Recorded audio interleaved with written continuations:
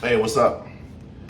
Mr. Double Top here, back at you guys with another video. I thought this time I'll bring you guys pretty much my experience slash review on the M&P 10mm 2.0. As you read in the title, I have the 4-inch model, and I just wanted to kind of give you guys my experience as it relates to, the malfunctions and just my overall experience with this weapon.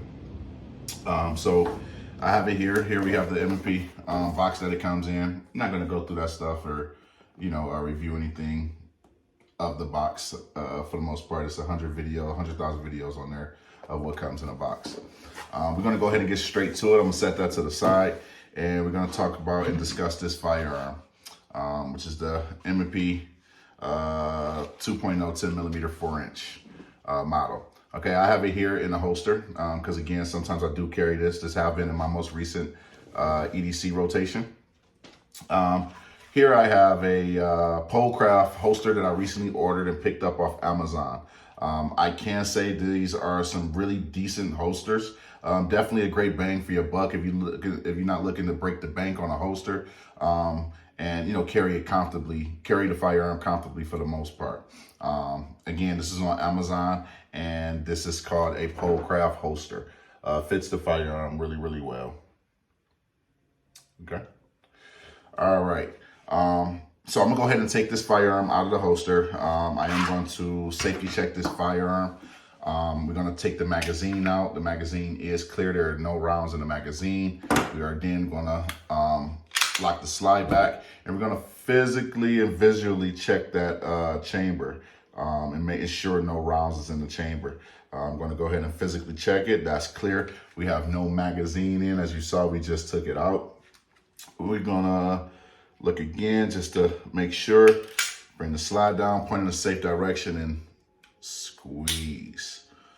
Okay, this firearm is now safe. It has been safety checked, and we are now safe to move forward with this video. I am, for the most part, in a controlled and safe environment, and we are now safe as it relates to this firearm. There's no rounds in the area.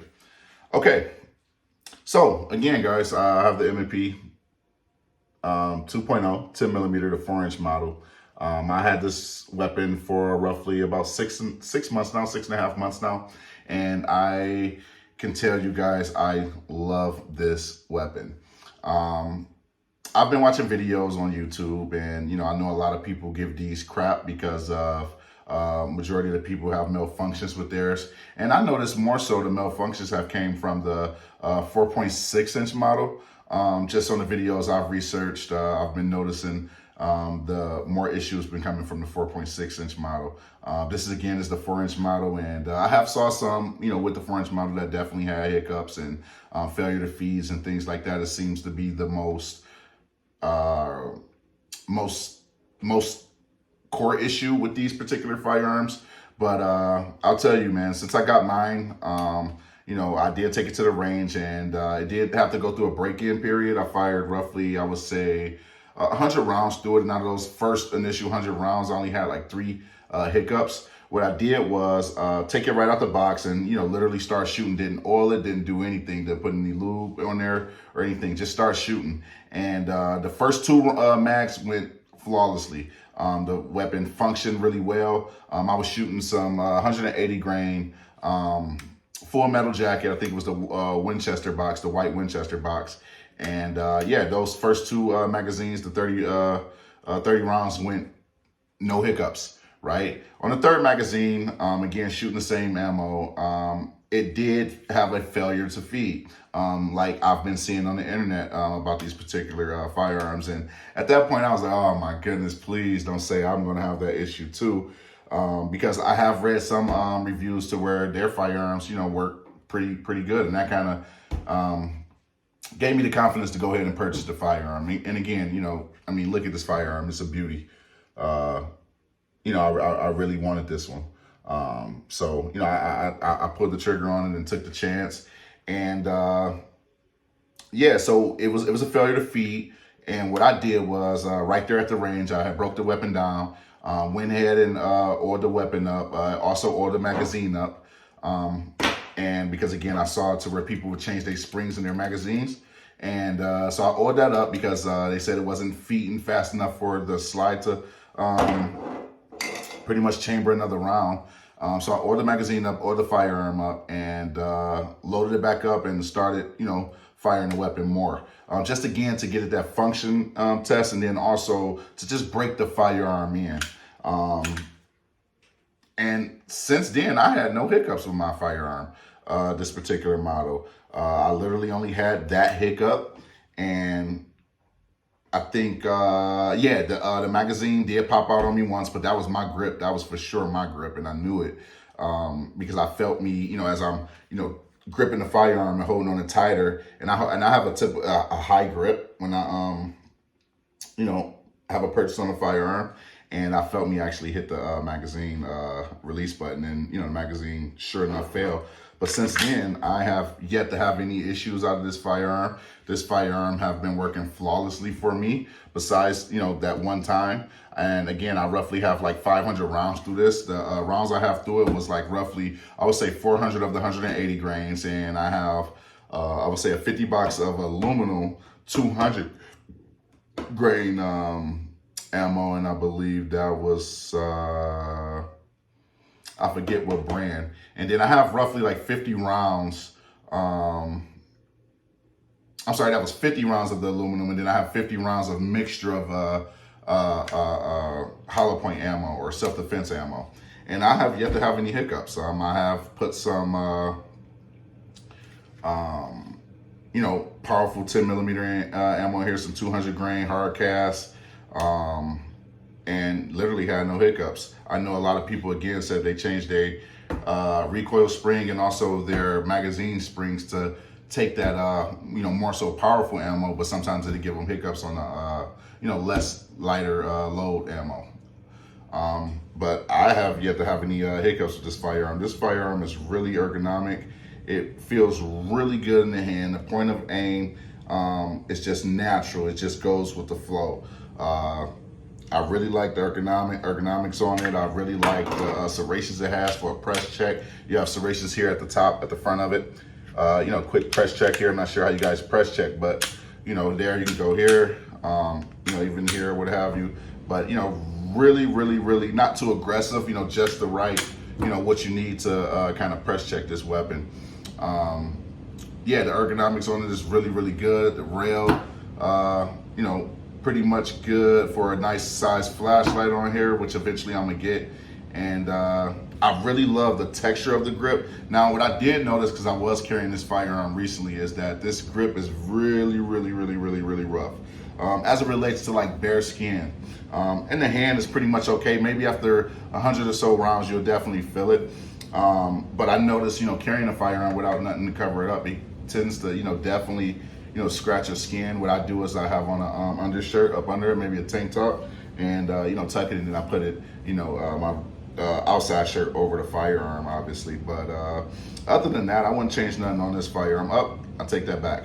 Actually, I would. I would change these sights, and the reason being because I don't plan on putting an optic on this particular firearm. I understand why they got raised sights, but I don't plan on putting an optic on here. So these sights don't make sense for me. I have referenced or watched Hickok 45 video on an M&P 10 millimeter, and he made a valid point. He was saying that basically if you aiming using these sights without a red dot, and you're aiming, these sights are so high, so you're aiming, the aim is here, or the point of aim is here when utilizing the sights. But again, the barrel is much lower than that, so you tend to shoot way lower than your point of aim. And it made all the sense in the world, because again, these are raised sights. So he opted for some more lower profile sights, and he showed the difference from when he was shooting with the higher profile sights versus the lower profile sights. And it definitely made a difference. Of course, that's Hickok 45, so he of course was still hitting the target. But it made sense to me, because again, I don't plan on putting a red dot on here. So that's the only thing I will change on here that I'm going to change. Is I'm definitely going to get some different sights on here. I'm also thinking about putting maybe some skateboard tape around here, so the grip won't be as rough to my skin when I am carrying this particular firearm. Because again, is currently in my EDC rotation every now and again. Typically, I'll carry it with some 180 grain 10 millimeter self-defense rounds. Yeah, that's typically what I carry it with. But this firearm has been a pleasure to shoot. Again, you know, looking at the reviews online, you know, a lot of people having hiccups with their firearm or this particular model, and, you know, having to change out, you know, parts and things like that. I haven't did that. I thought I would give you guys pretty much my experience with my particular M&P 10 millimeter 4-inch model. Yeah, it's been great for me. It's been really, really great for me. I need to take it and get it back out to the range. I haven't been to the range with this particular firearm in some time now. But a really great shoot.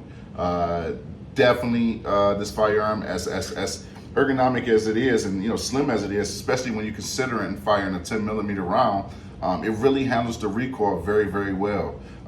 Do you know that you shoot a 10 millimeter? Yeah, absolutely, right? But again, for what you're shooting and the way this firearm particularly handled that recoil on that 10 millimeter, still being slim and you know, very ergonomic, is impressive actually. So Smith & Wesson did a really good job with the ergonomics of this, and just, you know, this firearm being made to take that 10 millimeter round.